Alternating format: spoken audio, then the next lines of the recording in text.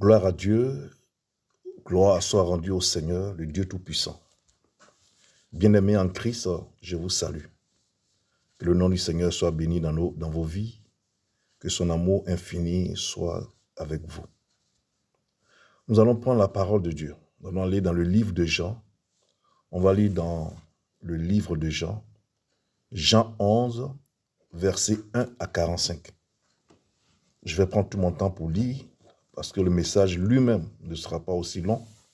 Donc, je vais prendre mon temps pour lire, pour que chacun d'entre nous comprenne le sens de ce message-là à travers la parole de Dieu. J'ai lu la parole de Dieu avec respect et considération et avec crainte.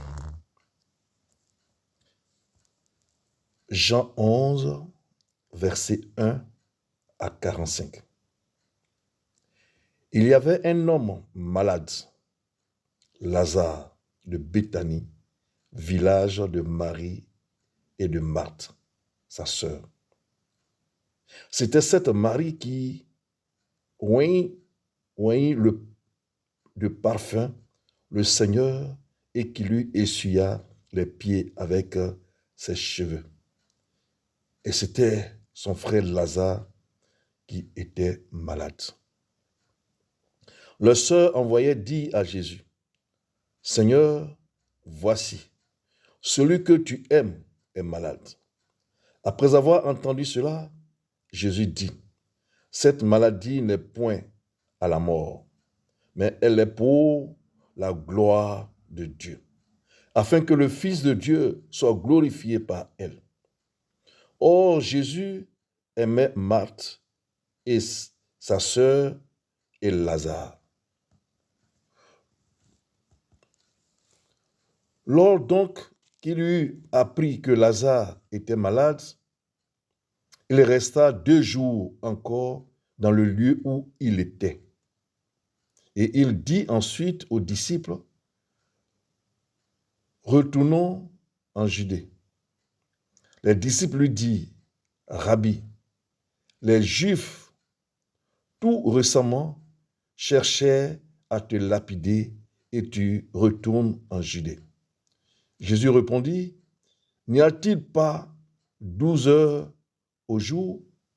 Si quelqu'un marche pendant le jour, il ne bronche point parce qu'il voit la lumière de ce monde.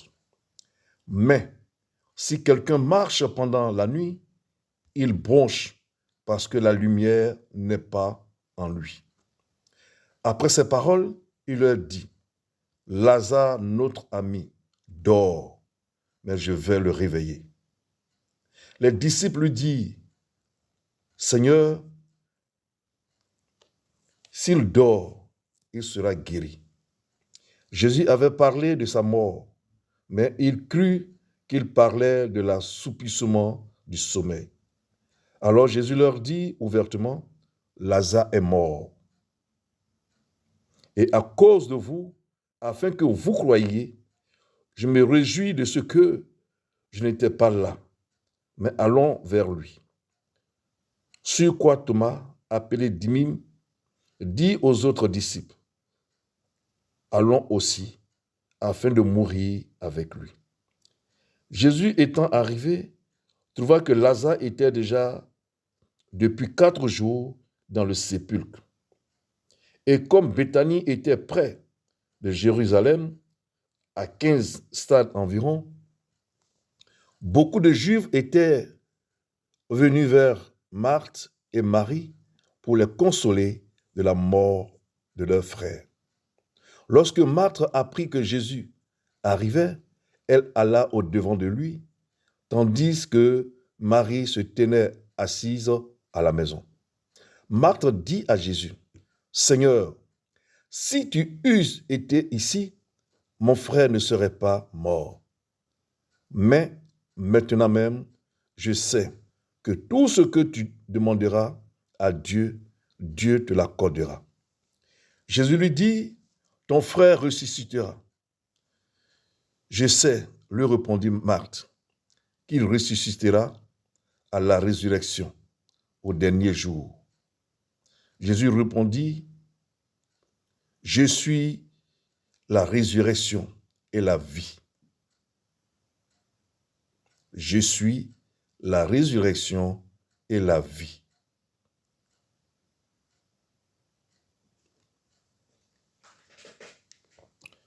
Je suis la résurrection et la vie.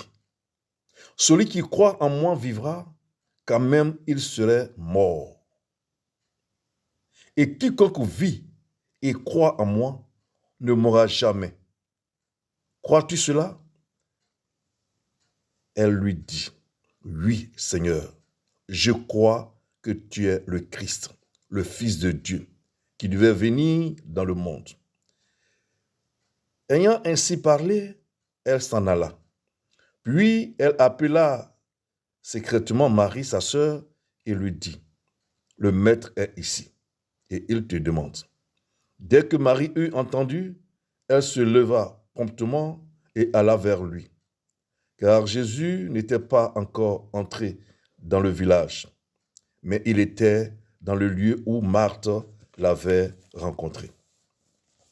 Les Juifs qui étaient avec Marie dans la maison et qui la consolaient, l'ayant vue se lever promptement et sortir, la suivit et disant, elle va au sépulcre pour y pleurer. Lorsque Marie fut arrivée là où était Jésus et qu'elle le vit, elle tomba à ses pieds et lui dit, Seigneur, si tu eusses été ici, mon frère ne serait pas mort. Jésus, la voyant pleurer,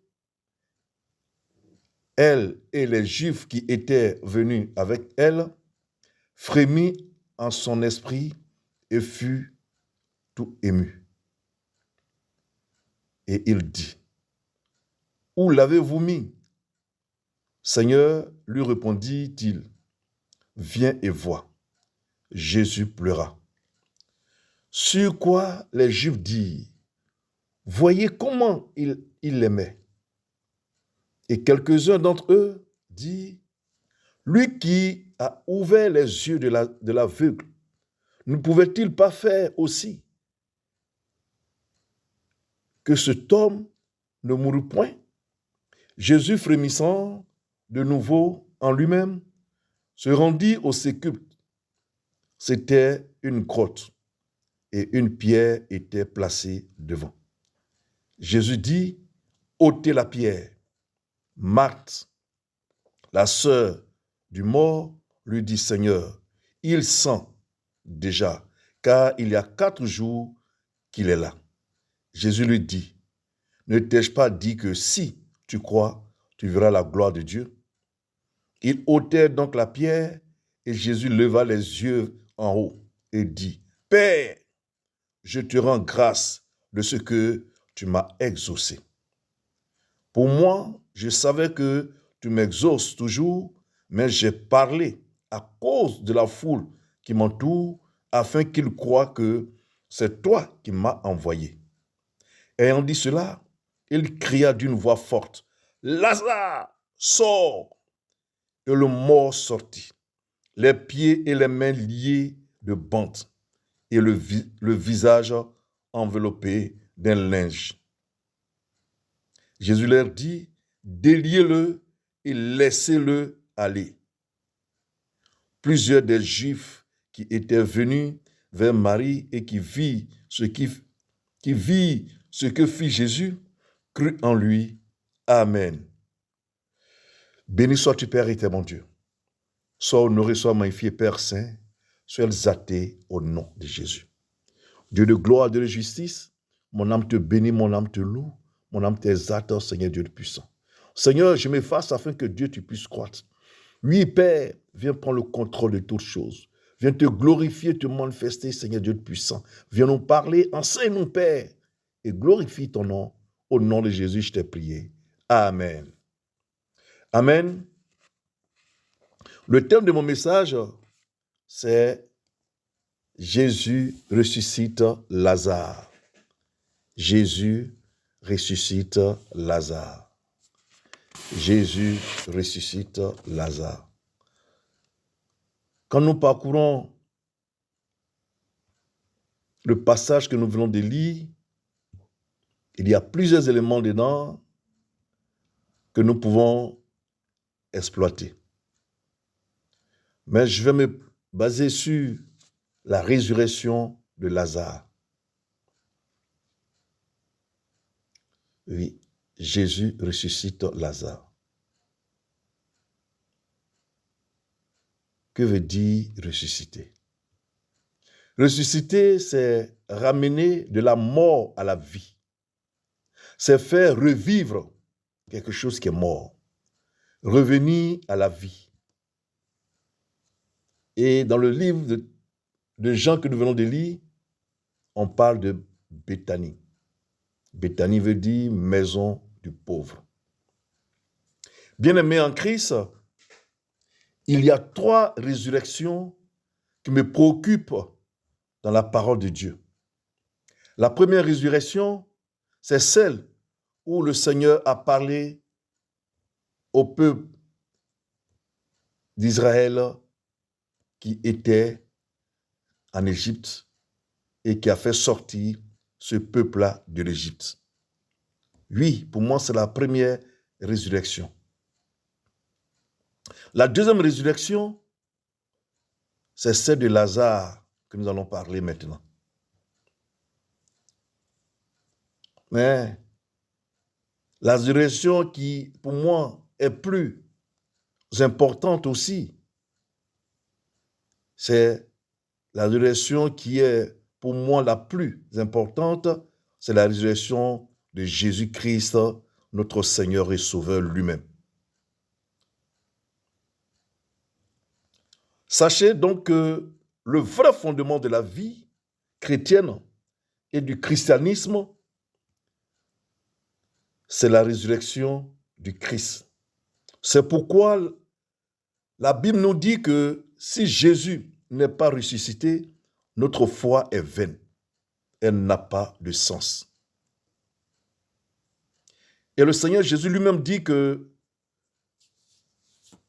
dans le livre de Jean, qu'il est la résurrection et la vie. Ce qu'on vient de lire, il dit « Je suis la résurrection et la vie ». C'est vrai, Lazare a été ressuscité. Mais pourquoi le Seigneur a mis 4 jours? Pourquoi le Seigneur n'est pas venu le même jour où on a annoncé que Lazare était mort? Mais il a dit que Lazare était malade. Cette maladie dont le Seigneur parle, ce sont les personnes qui n'ont pas donné leur vie au Seigneur. Ce sont les personnes qui ne connaissent pas le Seigneur Jésus. Ce sont ces personnes qui sont dans le monde. Ce sont les personnes qui sont malades. Ce sont les personnes qui sont mortes. Parce que quand nous lisons, à un moment, il dit la vérité, c'est que Lazare est mort. Bien-aimé, si le Seigneur a mis 4 jours, ces 4 jours et la résurrection de Lazare représentent la vie. Cette vie que nous menons représente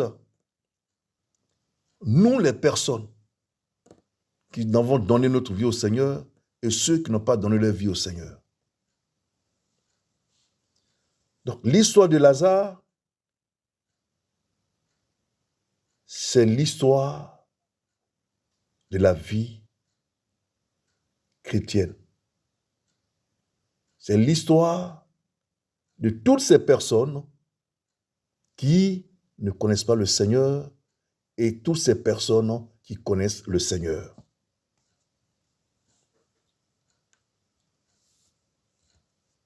Le Seigneur a mis 4 jours avant de venir. Il pouvait venir le premier jour. Il pouvait arriver dans la demi-journée ou le lendemain. Mais il a attendu 4 jours. Et vous savez qu'à l'époque, il n'y avait pas les formules. Donc, en 2-3 jours déjà, le ventre explosait, les gens étaient décomposés et ils puaient, ils sentaient. Mais le Seigneur a mis 4 jours. Premièrement, parce que lui-même, Jésus-Christ, il devait être ressuscité le troisième jour. Donc, s'il venait ressusciter Lazare le même jour ou 2 jours après, et que lui, Dieu, le Seigneur Jésus, Dieu fait chair sur terre, il ressuscitait le troisième jour, la vie chrétienne n'aurait pas de sens. C'est pourquoi il est venu le 4e jour. Et la volonté de Dieu n'allait pas s'accomplir. Raison pour laquelle il est venu le 4e jour. Voyons, la mort de Lazare représente toutes ces personnes sur terre qui n'ont pas choisi le Seigneur Jésus-Christ comme leur Seigneur et Sauveur personnel. Toutes ces personnes qui vivent dans le monde, toutes ces personnes qui ne connaissent pas le Seigneur Jésus, qui ont le cœur endurci, qui ont les oreilles sourdes, des oreilles sourdes, qui ne veulent même pas entendre parler de Jésus, qui ne veulent même pas entendre parler de Jésus. Malgré que ces personnes vivent, spirituellement, elles sont mortes. Spirituellement, elles sont malades. C'est de cette maladie que le Seigneur Jésus parle. Et ensuite, il dit,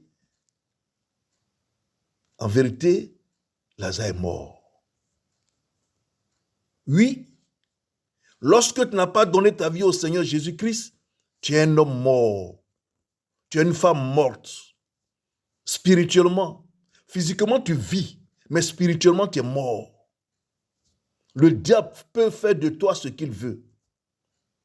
Le monde des ténèbres peut faire de toi ce qu'il veut. Les satanistes peuvent faire de toi ce qu'ils veulent. Parce que tu es mort malgré que tu vis. Tu es comme un poulet dans une basse-cour. Tu es comme en quelque sorte, comme un poulet qu'on peut attraper et tuer. On fait de toi ce qu'on veut. Donc, la mort de Lazare représente toutes les personnes sur terre qui ne sont pas des chrétiens, qui n'ont pas donné leur vie au Seigneur Jésus-Christ, qui n'ont pas choisi le Seigneur Jésus comme leur Seigneur et Sauveur personnel.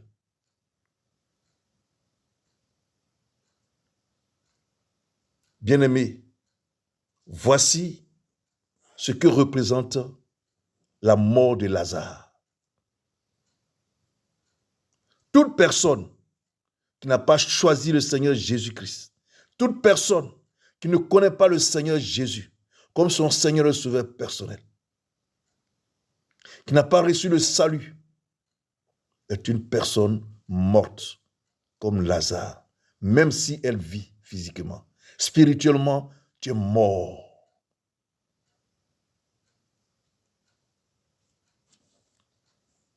Mais qu'est-ce que le Seigneur va dire?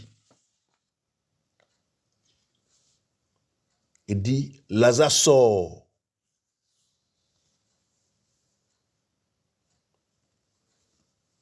Il dit, Lazare sort.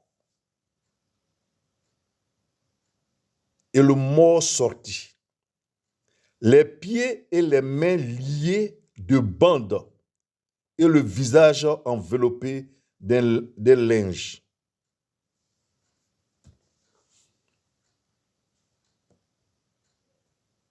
Vous voyez?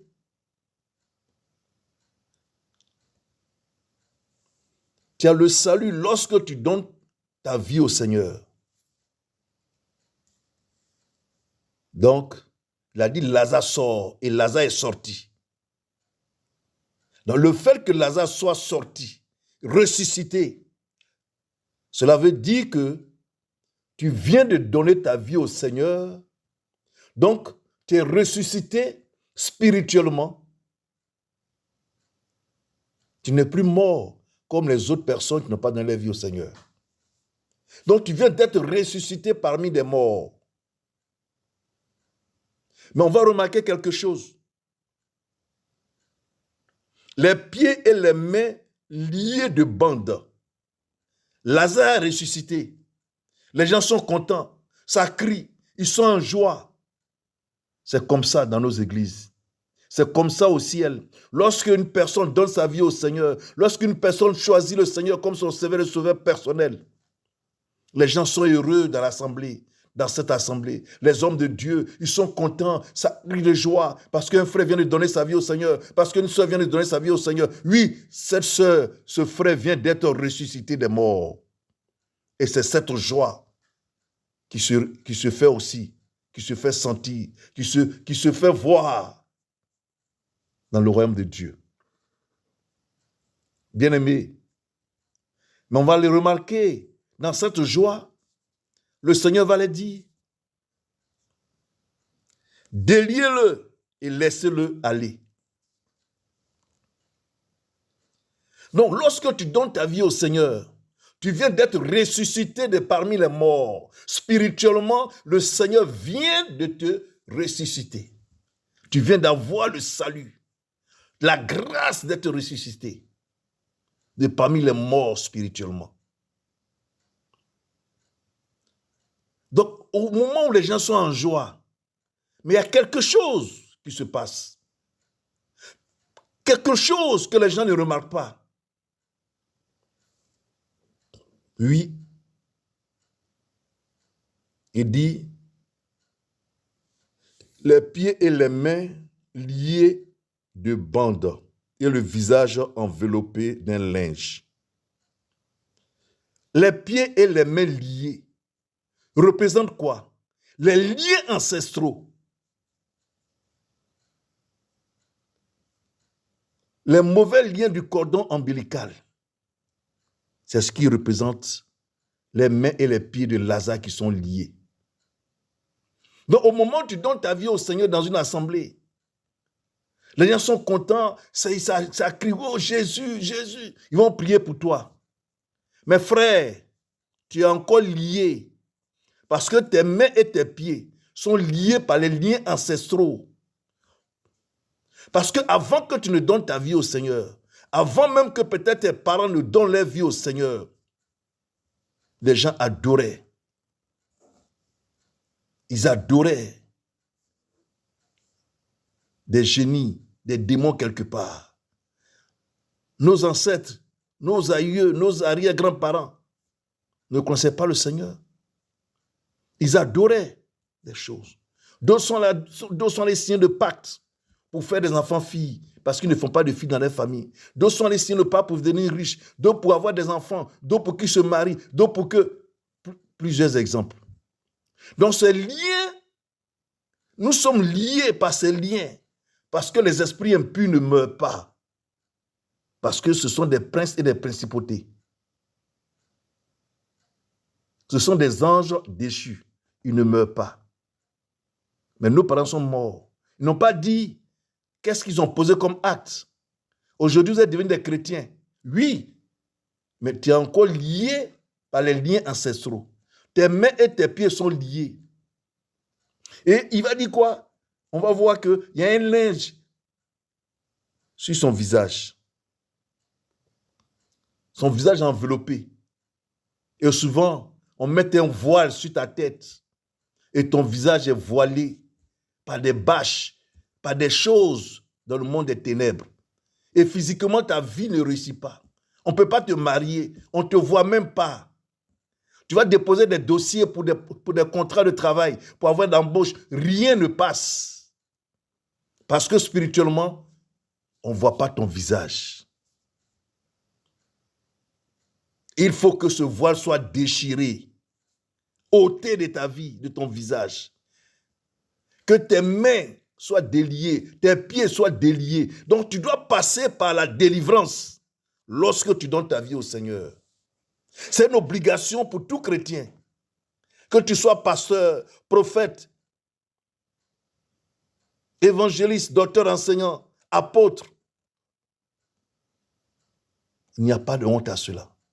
Quand la délivrance n'est pas bien faite, ta vie chrétienne n'est pas conforme, tu n'es pas encore converti. Parce que lorsque la délivrance est bien faite, la chair est crucifiée. Et le Saint-Esprit fait le travail dans ta vie. Donc le Seigneur va dire, déliez-le. C'est pour ça qu'il est très important. La délivrance et les prières de combat. Il faut passer par la délivrance pour que tu sois délié de tout mauvais lien. Peut-être que tu es enchaîné quelque part. Tu es dans une prison quelque part. Ils ont mis un voile sur ta tête. C'est de ça que le Seigneur Jésus parle là. Une personne qui est liée ne peut pas être libre pour aller chercher du travail. Une personne qui est liée ne peut pas être libre, qui est attachée quelque part, qui est dans une prison, n'est pas libre de rentrer dans un mariage, n'est pas libre d'avoir des enfants, n'est pas libre de faire des activités. C'est pour ça qu'il a dit, déliez-le et laissez-le partir. Oh my God, que son nom soit béni, Seigneur. Que ton nom soit béni, Père. Déliez-le et laissez-le partir. Aujourd'hui, dans nos églises, il n'y a plus de délivrance. Non, quand tu donnes ta vie au Seigneur, c'est fini. Voilà la vie chrétienne qui est là. L'histoire de Lazare représente la vie chrétienne. De la mort à la vie. Lorsque tu n'as pas encore donné ta vie au Seigneur Jésus-Christ, tu es mort spirituellement. Même si tu vis sur terre, spirituellement, tu es mort. Il y a des liens, tu es rattaché à des liens ancestraux. Les actes que nos parents ont posés avant, les alliances, les pactes qu'ils ont signés, te suivent. Et tant que tu n'es pas délié, frère, tu ne peux pas prospérer sur terre. Parce qu'à chaque fois que le Seigneur veut te bénir, tu es dans la maison de Dieu, tu pries, tu jeûnes, Dieu veut te bénir. Le diable dit, Seigneur, il m'appartient encore. Il est encore lié à moi. Il y a encore des liens. Il me doit. Voilà pourquoi tu ne peux pas le bénir. Et le Seigneur intègre. Il sait que tu n'es pas passé par la délivrance. Il y a encore des liens en toi. Il faut que tu sois délivré. Une fois que tu es délivré, le Saint-Esprit prend le contrôle de tout et tu reçois ta grâce, tes bénédictions. Tu commences à travailler, tu te maries, tu as des voitures, tu commences à réaliser, tu fais des enfants, tout te réussit dans la vie. Mais une fois que le voile est encore sur toi, ce linge qui est sur le visage de Lazare, c'est le voile qu'on met sur toi spirituellement. Partout où tu passes, on ne te voit pas. Physiquement, on te voit, mais spirituellement, tu n'existes pas. Parce qu'on ne voit pas ton visage. On ne voit pas ton visage. Parce qu'il y a un voile. Il faut que ce voile soit déchiré par l'épée spirituelle du Seigneur Jésus-Christ. Il faut que les cordes qui sont attachées à tes pieds, à tes mains, soient coupées, frère. Bien-aimé en Christ. L'histoire de Lazare résume la vie du monde à la vie chrétienne. Le Seigneur a dit, déliez-le et laissez-le partir. C'est quand tu es délié, le diable va te laisser. Quand tu vas passer par la délivrance, que les princes et les principautés vont te laisser partir. Lorsque tu vas passer à la délivrance, c'est là que les sorciers vont te laisser partir. En ce moment-là, tout te réussit. Tu es une nouvelle créature, une nouvelle personne. Bien-aimé, que Dieu, dans son amour, vous amène à comprendre. L'histoire de Lazare, c'est l'histoire du monde à la vie chrétienne.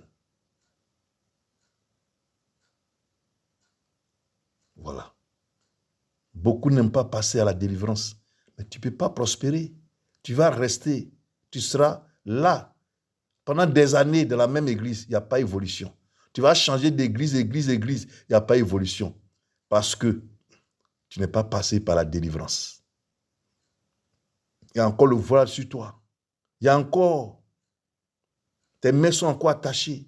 Tu es dans une prison, peut-être dans une forêt même, ou dans un canari, ou tu es attaché à un arbre, ou tu es dans une cage quelque part. Mais ta vie ne peut pas évoluer. Tu ne peux pas évoluer. Tu ne peux pas évoluer. Il dit déliez-le et laissez-le partir. C'est quand tu es délié que tu peux aller chercher du travail. Quand tu es délié que tu peux aller chercher à faire une activité, à réaliser, à te marier, à avoir tout ce que tu veux. Mais si tu es lié, tu dépends de la personne qui t'a lié, qui t'a attaché là. Tu dépends de la personne qui a mis voile sur ta tête. Que Dieu nous aide à comprendre ce que dit l'Esprit de Dieu.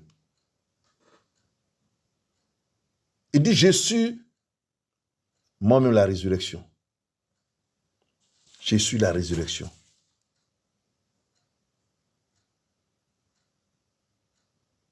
Il est la résurrection et la vie.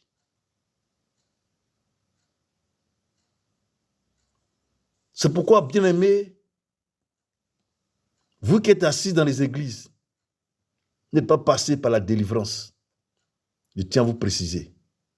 Tant qu'il n'y a pas la délivrance n'est pas faite correctement et proprement, vous appartenez toujours à Satan. Malgré que vous soyez des chrétiens assis dans les églises, vous appartenez à Satan. Et si vous mourrez dans cette situation, c'est Satan qui prend votre âme.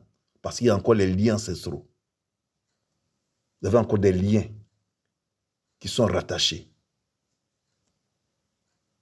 On me dira, le Seigneur a tout accompli à la croix. Oui.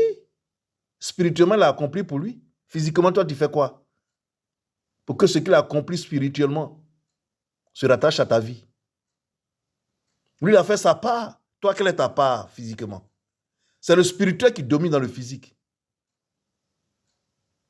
Alors, si lui, il a tout accompli, mais chacun doit s'élever. Il a pris le péché du monde. De l'a tout accompli pour tout le monde.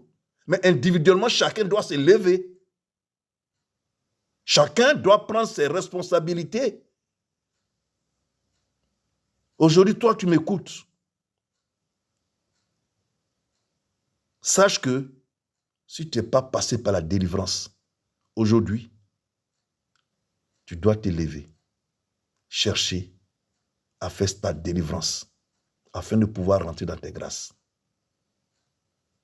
Les autres prospèrent, ils réussissent, mais c'est parce qu'ils sont passés par la délivrance.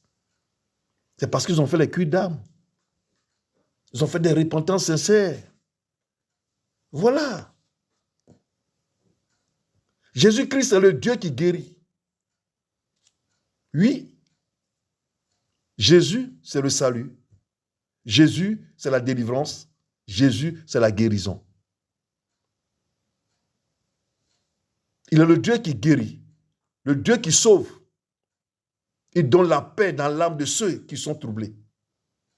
Il pourvoit aux besoins de tous.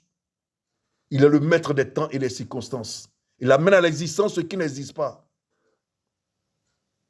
Par amour pour toi et pour moi, il a été battu, humilié, maltraité, insulté.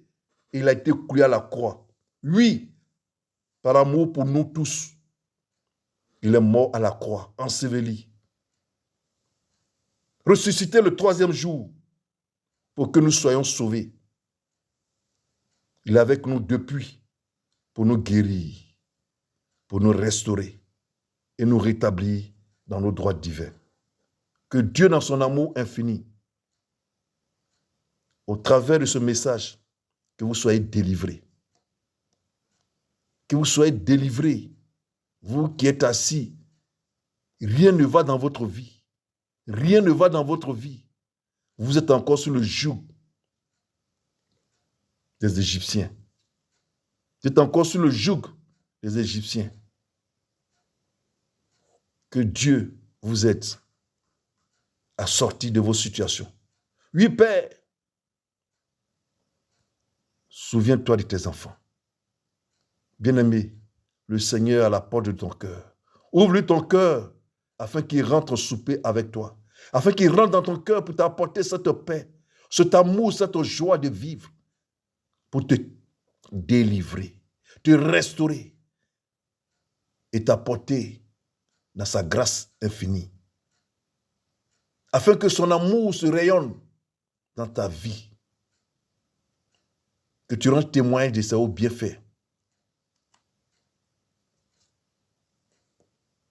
Que Dieu nous aide à comprendre ce que dit l'Esprit de Dieu. À lui, rien n'est impossible. Nul dans les cieux, sous la terre, sur les eaux et sous les eaux ne peut s'égaler au Seigneur Jésus-Christ. La mort n'a pas pu le retenir. Vous qui êtes fatigués, chargés, venez à Jésus et vous donne du repos. Que Dieu vous bénisse. Que sa grâce soit sur vous. Que le Seigneur vous fortifie. Merci pour tout ce que tu fais pour tes enfants, Seigneur. Vous allez fermer les yeux. Je vais prier pour vous. Je vais vous recommander au Seigneur. Père, je te rends toute la gloire.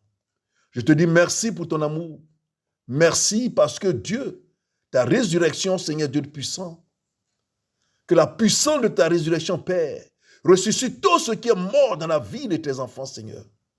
Que les chaînes soient brisées, que le voile soit déchiré, que les canaries soient cassés par ta puissance, Père.